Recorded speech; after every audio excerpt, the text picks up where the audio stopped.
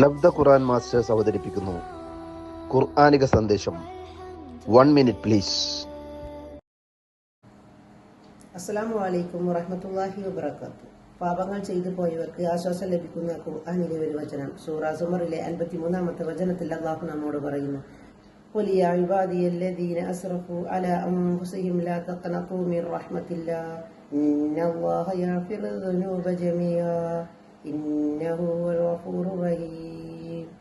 നബിയെ പറയുക, എൻ്റെ അടിമകളോട്, എങ്ങനെയുള്ള അടിമകളോട്? സ്വദേഹത്തോട്, കണക്കിലേറെ തെറ്റുകൾ ചെയ്ത അടിമകളോട് പറയൂ. അവരോട് നാം പൊറുക്കുകയില്ല എന്നോ? അല്ല, അള്ളാഹുവിന്റെ റഹ്മത്തിൽ നിന്ന് ഒരിക്കലും നിരാശപ്പെടേണ്ടതില്ല.